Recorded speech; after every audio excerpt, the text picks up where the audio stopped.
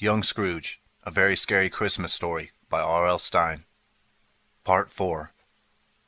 Chapter 21. My snowman was bigger than Ashley's, and smoother and more round. We built them facing each other at the bottom of the yard. We both used chunks of coal for their eyes. I used my finger to dig a big, angry scowl on my snowman's face. Ashley placed an orange and black wool cap on her snowman's head. It was kind of fun. A little babyish, maybe, and I kept thinking about how I was going to run away and call my mom and never see this neighborhood again. "What city is this?" I asked Ashley as we headed back to the house. "Where are we exactly?" She gave me a shove. "Don't ask stupid questions." "No, really," I said. But she tossed her hoodie into the closet and disappeared into her room. Mom greeted me in the living room. "I'm sorry this wasn't a great Christmas Eve, Scroogeman." Ashley was right. The only good thing about the holiday this year is that we're all together. Not for long, I thought. I said goodnight and made my way down the short back hall to my room. I dropped down on my bed. Ouch! I should have looked first. There was no mattress on the bed. The sheet and blanket were spread over a hard board. How could anyone sleep on a board?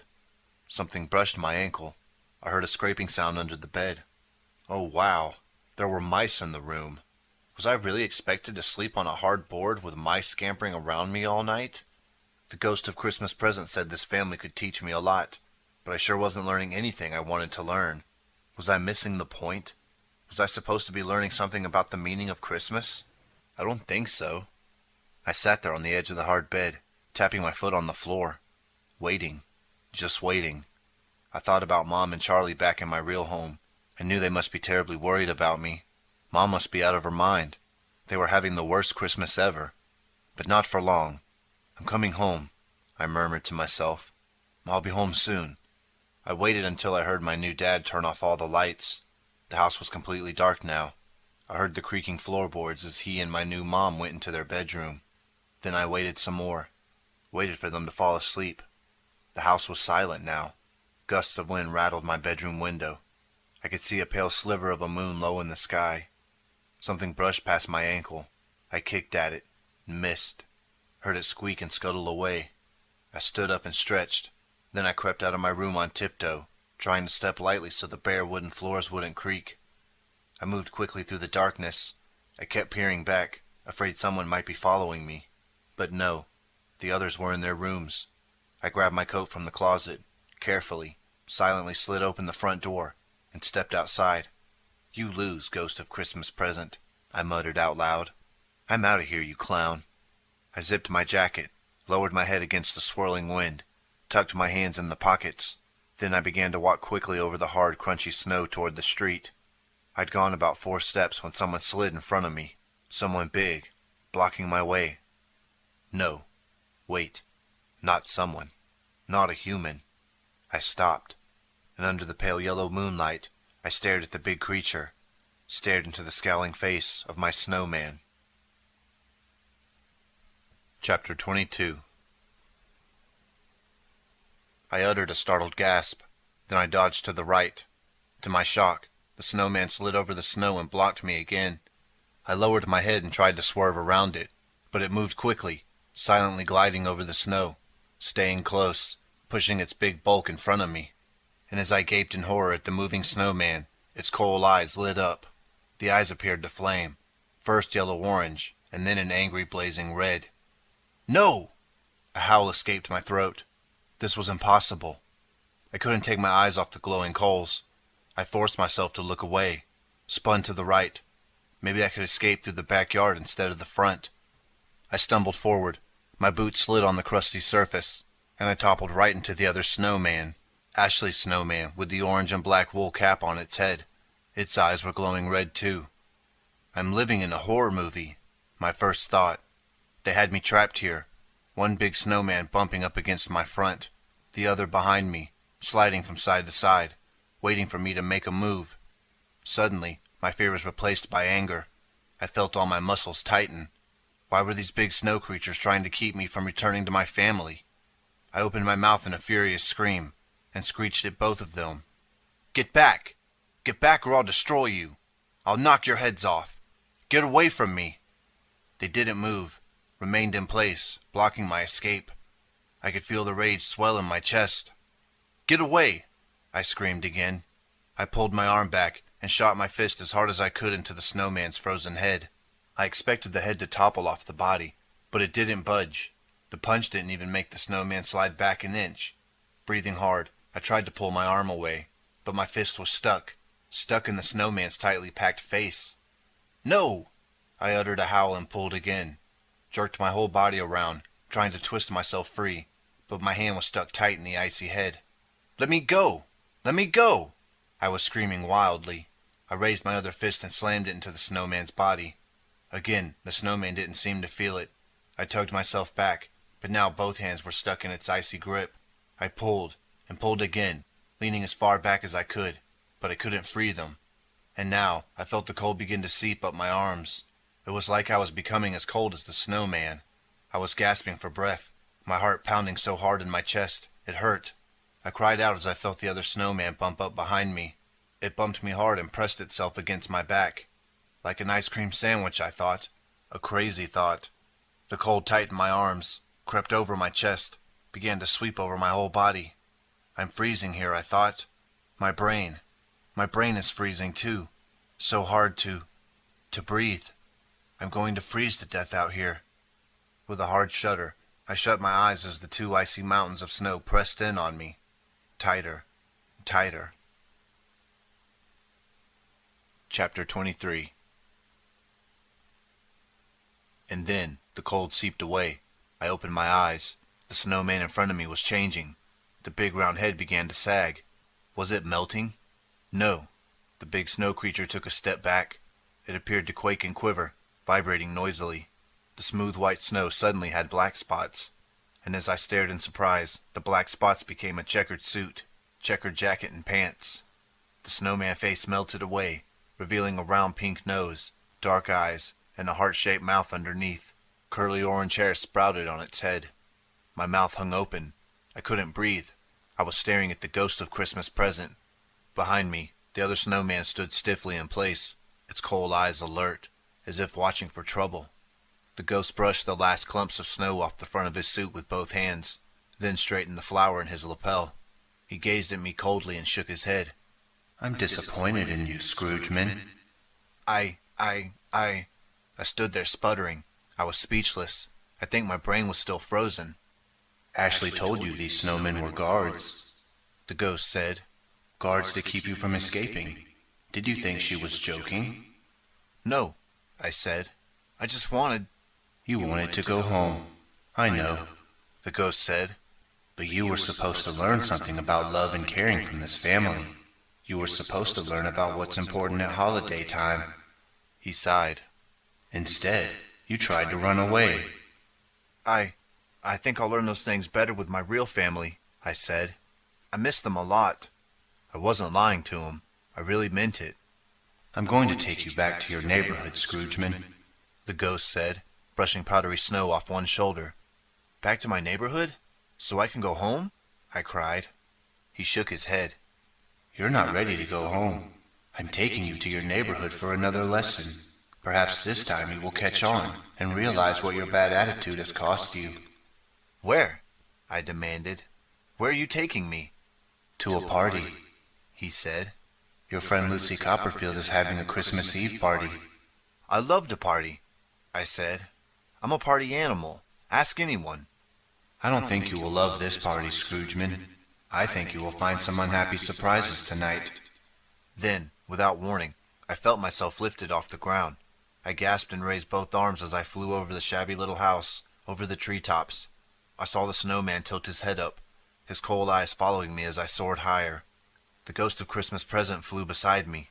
The jacket of his checkered suit flapped at his sides like wings. His red hair flew above his head like a pennant. The wind rushed at us, so powerful and cold, I couldn't breathe. We sailed into heavy clouds. I could no longer see the houses below, or the trees or the ground. I was surrounded by swirling, roaring gray, pounded by wind gusts that froze my face. I shut my eyes and listened to the whistle and roar of our flight. When I opened them, I was floating low over a snow-covered block of houses. The ghost flew beside me as we slowed and dropped lower. Suddenly, I recognized the house below us. Lucy Copperfield's house. My heart started to pound. Lucy's house was only a block away from mine. I raised my arms again and tried to push myself forward. I wanted to keep flying, to see my house, to see Mom and Charlie. But the ghost and I landed on our feet in front of Lucy's house. The windows were all lighted. A Christmas wreath hung on the front door. Santa and Rudolph the reindeer decorations filled the living room window. "Please, let me go home." The words came out in a choked whisper. The ghost of Christmas Present didn't reply. He gave me a gentle push, and we floated through the front wall of the house. Blinking in the bright light, I was standing in Lucy's living room. I still felt the cold of the wind on my cheeks. I brushed down my hair with both hands. My heavy overcoat had disappeared. Now I found myself wearing a red hoodie over faded denim jeans. When my eyes could finally focus, I saw a tall Christmas tree. Brightly wrapped presents with red and green ribbons were piled under the tree. A fire danced in a wide fireplace under a mantelpiece, with red candles on either end. I turned from the fireplace and the tree, and saw my friends. Lucy Copperfield was handing a red tree ornament to Davy Pittman. They both wore red and green Christmas sweaters. Lucy had a silver ribbon tied in her hair. Davy turned to hang the decoration on a branch of the pine tree. My heart was pounding like a bass drum now. I was so happy to be back, to see my good friends again. "Hey guys, I'm back!" I shouted. I ran up to them. "I'm back! Hey, I'm back!" They didn't turn or look at me. Lucy took a glass Santa ornament and, standing on tiptoe, dangled it onto a tall branch. "Hey guys!" I tried again. "Hi, you won't believe where I've been, but I'm back just in time for your party." The ghost of Christmas Present strode up beside me. "They can't hear you, Scroogeman," he said. I uttered a shocked cry. "Huh?" "They can't see or hear you," he said. "I didn't bring you here to join the party." But these are my friends. I know they've got to miss me. Why can't I be at the party?" The ghost narrowed his eyes at me.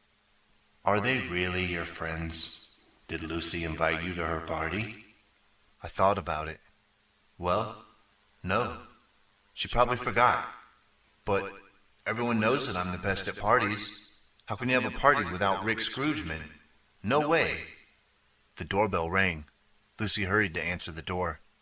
"You're here to watch them, Scroogeman," the ghost said. "You're here to watch and observe, and perhaps learn the truth about yourself." He vanished in a puff of cold air.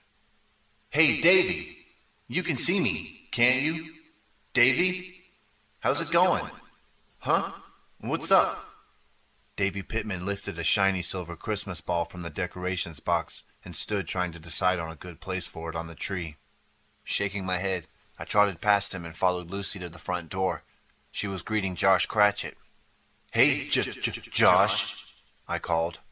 He stamped snow off his shoes and handed Lucy a wrapped present. I realized he didn't hear me. He took a few steps toward the living room, then stopped and peered around. He waved at Davy. Then he turned to Lucy. Who's coming to the party?"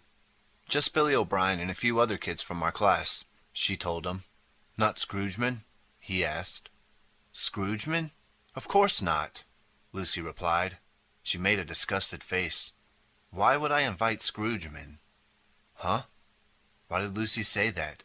We've been friends forever." Josh shrugged out of his coat and hung it on the coat rack behind the door. Good. I was worried. I stared at him with my mouth open. This didn't make any sense. "Hey, Josh, I thought we were good pals," I said.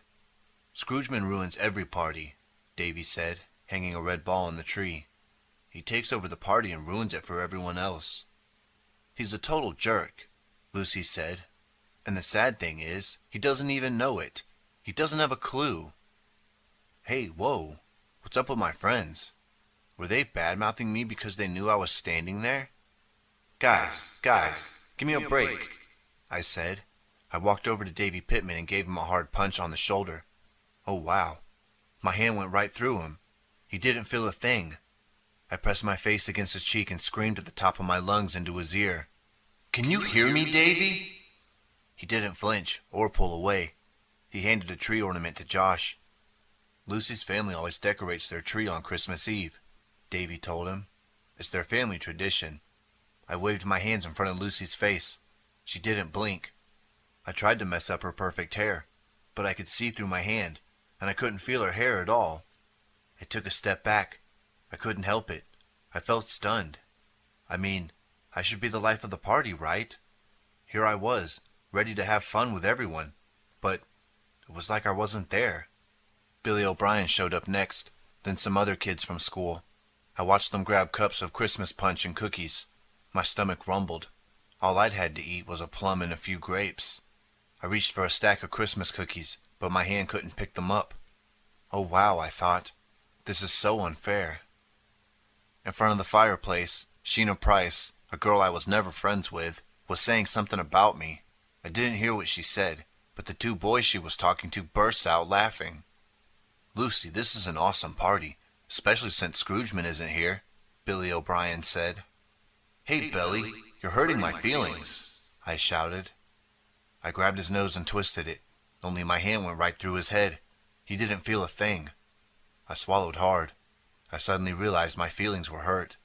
I felt totally sad, like a heavy wave of sadness had rolled down over me. I thought you guys were my friends. My voice came out shaky and high. Lucy said something else about me, and they all laughed. They don't like me. It's true. They really don't like me.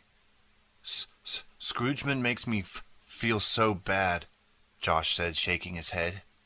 I hate my stutter.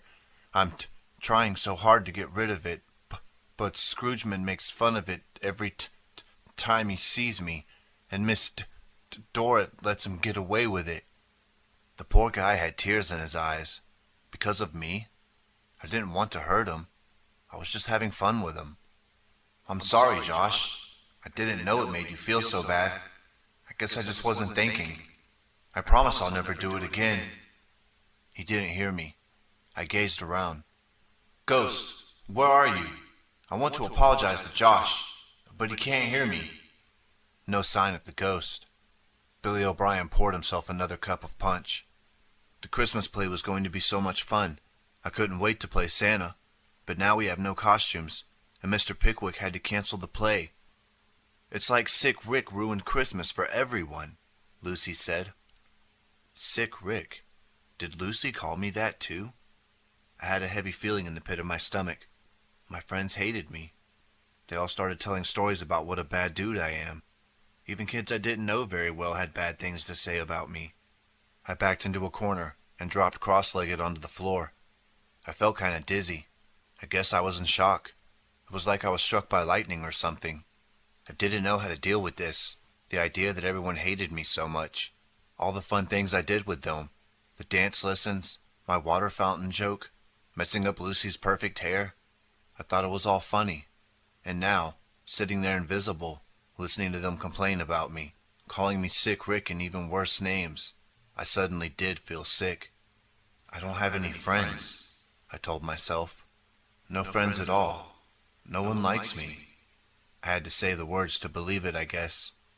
I'd never cried in my life. Crying is for babies. That's what I always believed. Whenever I saw someone cry, it always made me laugh. But now my chin was quivering. My whole face was trembling. I could feel teardrops cover my eyes. No, I wiped them away. I crossed my arms in front of my chest and watched the party. They had an ugly sweater Christmas contest. Davy won with his awful Rudolph the reindeer sweater. On one side of the sweater, Rudolph's nose actually lit up and blinked on and off. They had pizza and hot dogs. They sang a few Christmas carols. Lucy, open my present, Davy insisted. It was a big box. Everyone gathered around to watch Lucy tear off the wrapping and open it. She pulled out a big balloon-like thing. No, it was a punching bag. An inflated punching bag. You know, you punch it and it bops right back up. Lucy held it up, a look of surprise on her face. Davy, you bought me a punching bag? Look at its face, Davy said. Don't you see why I bought it? It looks a lot like Scroogeman. I jumped to my feet and walked closer.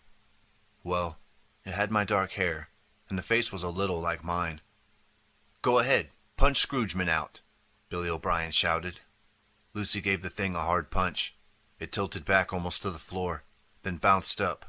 She punched it again, harder. Take that, Scroogeman. I want to turn, Josh Cratchit said. He started punching the bag across the room. As I watched in shock, Other kids eagerly took their turns punching me, bopping the bag harder and harder, and laughing, all of them laughing as they hit me. Believe me, I felt every punch. I felt them in the pit of my stomach. Punch, punch, punch. I was doubled over in pain. I didn't really feel their punches. I felt their anger and their hatred. Punch, punch, punch, punch. The room filled with shouts of laughter. They were having so much fun punching Scroogeman. Best present ever, Lucy shouted over all the voices. But I can change, I cried. I can change, really. I knew they couldn't hear me, but I shouted anyway. I can change. I can be a good friend. Do you hear me? Please, hear me. I can change. Someone punched the bag so hard it flew into the air and crashed into the Christmas tree. Ornaments went flying. Everyone suddenly hushed. I took a step back. I remembered where I was. 1 block from my house. I could get away from this horrible party. I could run home and see my mom and Charlie, people who loved me, people who didn't hate me. I turned and took 2 steps to the front door, and stopped. Whoa, where was everybody? They disappeared. The room stood empty. No kids. No one. And then the room vanished too. I was surrounded by nothing. Pale blue nothing. What was I standing on? The sky? I spun around. I gazed up, then down. The room was gone. The whole house was gone, as if I was floating in the sky. There were no clouds, no sun or moon, just this solid pale blue all around me. I raised both hands and tried to fly, but no way. I felt as if I were hanging there, like a puppet, suspended by an invisible string. A burst of cold air and a silvery figure floated up beside me. A robot. A metal robot. Who are you? I cried. The robot hummed a life. I am the ghost of Christmas future, it announced in a weird voice. Another ghost? Can't I just go home? I think I've learned my lesson. Seriously. Come with me, the robot said in the weird metallic voice. You have more to learn, Scroogeman. You have only begun to learn the truth about yourself. But my house is only a block away, I protested. Please let me go home. I learned a real lesson at that party. I know what I have to do now. I have to become a better friend. I am not convinced, it droned. Its metal hand closed over my hand. It felt cold and hard. You need to see your future, Scroogeman. Then perhaps you will mean what you say. We began to move, soaring higher into the solid blue. Wait, stop! Where are you taking me? I cried. To your future, as I said, it shouted, and we soared higher. To the place you deserve, where you will spend your days forever. That didn't sound good. Can we talk about this? I asked. Chapter 24. Another school? I cried. You're dropping me at another school? I stared at the tall black building. It looked like Dracula's castle, with 2 tall round towers on the sides. We were on a dirt path that led to the school. The robot ghost and I stood beside a wide flower bed. The flowers were all black. I'm not going to stay here, I said. I crossed my arms in front of me, trying to look tough. That first ghost took me to a weird school where all the kids were mean to me. I've been there, done that. The ghost locked its glassy eyes on me. The other 2 ghosts tried to help you, it said, pronouncing each word like a computer. You ruined Christmas for your friends and for your family. The ghosts tried to help you learn how to treat others and what Christmas should mean to you. I've learned a lot, I cried. I can change, really. I've learned what I have to do. Scroogeman, you learned nothing, the ghost said. 0, zip, nada, goose eggs, nil, nix, not, zilch, diddly squat. I squinted at it. Diddly squat? It nodded. We robots say that a lot in the future. I gazed at the tall towers of the huge school building. Were those vultures circling the towers? So you're dropping me at another school to help me learn what exactly? I said. I am not here to help you, Scroogeman. I give up. Your school principal gave up on you, too. I'm not going to help you.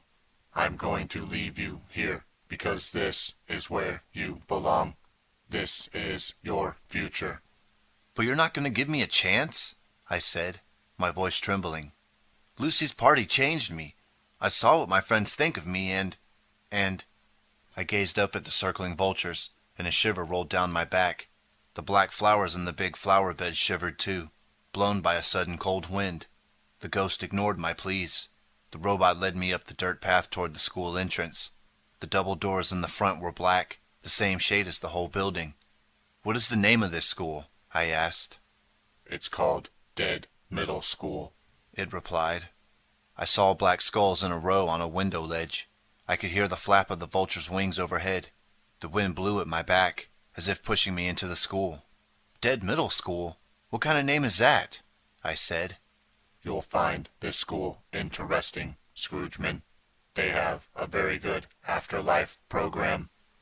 I didn't understand. I just knew I didn't belong here. I turned to the robot ghost. Take me home, please, I begged. I'll change. I'll be totally different. It vanished in a puff of cold air. The black double doors creaked open slowly. I stepped up to the entrance. Dead Middle School, I murmured softly to myself. Catchy name. I took a deep breath and walked inside. Chapter 25. I blinked. I'd expected a dark dungeon. Black halls with cobwebbed ceilings and skulls over every door. I mean, the outside of the school looked like a castle from a horror movie, but the inside looked like a normal school. I gazed down the brightly lit hall. The walls were yellow tile, 2 rows of green metal lockers on either side. Classroom doors were bright colors and stood open, but I didn't hear any voices in the rooms. My shoes clattered on the tile floor. I stopped in front of a glass trophy case. Inside, the shelves were gleaming with sports trophies. One trophy read, National Dead Tennis Champions, 2095. 2095? Huh? A red and black banner was draped across the hall. It had a football painted on one side, and it read, Crush them, cadavers. What kind of animal is a cadaver? I asked myself. I'd never heard that word. I decided I had to find the main office and tell the principal that I'm here. Were they expecting me? I strode quickly down the hall. Before I could find the office, a buzzer rang out. Kids came pouring out of the classrooms. I stopped and stared. They looked like normal kids. They were in jeans and t-shirts. A lot of the girls wore short skirts with black tights underneath. The future looks a lot like my time, I told myself. I think I could like this school. I felt kind of excited. I wondered if I could make some new friends here. Maybe I could practice being nicer. Show everyone I could be a good dude.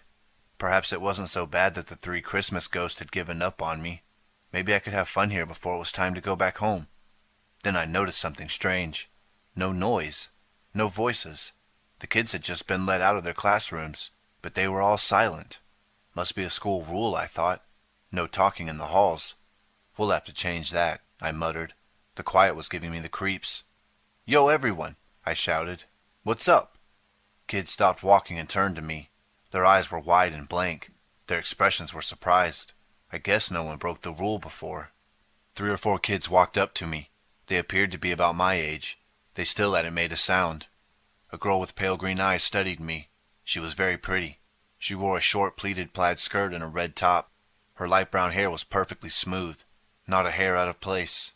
I couldn't resist. How's it going? I said. I reached out and messed up her hair. You know, just being friendly. Her green eyes went wide. Her mouth formed an O of surprise. Then I uttered a cry. Staring down, I saw that a chunk of her hair had came off in my hand. A thick tuft of brown hair was twined in my fingers. She had a bald spot on top of her head. She grabbed her hair and backed away from me. No! No way! I cried. A crowd quickly gathered around me. The kids' faces were cold, not friendly. Hey guys, I said. I'm the new kid. This looks like an awesome school. A skinny kid with spiky blonde hair stood with his hands on his waist, watching me with narrowed black eyes. Yo, what's up? I said. I reached out and bumped knuckles with him. Uh-oh. His hand came off with a soft ripping sound, and it fell to the floor with a splat. A gasp escaped my throat. I stared at the hand down on the floor. Sorry about that, I said. The crowd had grown bigger and uglier. It was easy to see that I'd made a bad first impression. These kids didn't like me. I sighed. I felt so disappointed. I really wanted to have a fresh start here, make some new friends. But these kids were coming apart. I mean, their hair and hands were falling off. How creepy is that? "What's up with this school?" I said. "Where do you all come from?" No one answered. A big, fat-faced kid with tiny bird eyes on a broad nose and straight blonde hair falling over his wide forehead bumped up to me. I saw that his hands were curled into fists. I knew instantly that he wasn't coming over to welcome me. This guy was trouble. I stood my ground. I stared into his little bird eyes. "Would you like a dance lesson?" I said. I didn't wait for his answer. I raised my shoe and stomped down as hard as I could on top of his left foot. You'll never guess what he did. Chapter 26. Nothing. He didn't do anything. He stood perfectly still, as if it didn't hurt him at all, as if he didn't even notice that I'd pounded his foot into the floor. I tried again. I gave him another dance lesson. I tromped as hard as I could on his right foot. Nothing. Nada. Zilch. Zip, as the ghost of Christmas future would say. He stood there hulking over me, his fists curling and uncurling. A low moan rose up from the crowd of kids. They didn't speak. They only moaned. They had formed a circle and were closing in on me. What did they plan to do? I didn't want to find out. I ducked my head and burst between two girls, shoving them out of my way.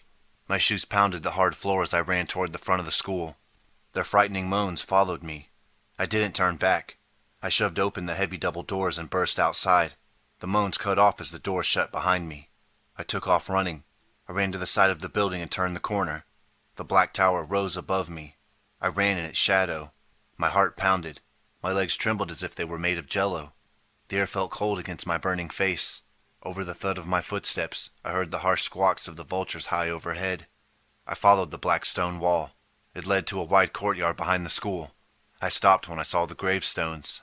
Whoa! Gravestones? Behind a school?